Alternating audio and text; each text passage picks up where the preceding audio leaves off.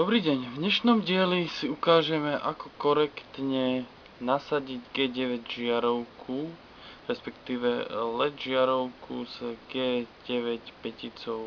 Keďže sme dostali veľa odoziev od klientov, ktorí tvrdili, že žiarovku nevedia nasadiť z dôvodu, že pätica je malá a vypadáva, zistili sme neskôr, že pätica nebola dostatočne zarazená do základne. Takže G9 pätica sa v podstate skladá z dvoch jazyčkov, ktoré musia zapadnúť do dolnej časti tejto základne. A tu v strede môžete vidieť takú sprúžinku po stranách, ktorá zabezpečuje to, aby sa žiarovka zachytila o zúbky, ktoré sú na bočnej stene pätice, ktoré vidno tu.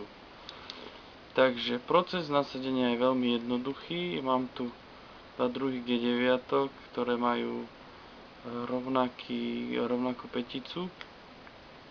Aj keď najčastejšie sa klienti sťažovali na tento model, že pätica je úzka a zle dolieha. Ukážeme si, ako ju správne zasadiť. Začneme prvou, takže päticu vložíme. Do 3/4 ide veľmi ľahučko, potom treba veľmi výrazne zatlačiť, aby sa spružinka roztiahla a pätica doľahla až na doraz, ako je teraz.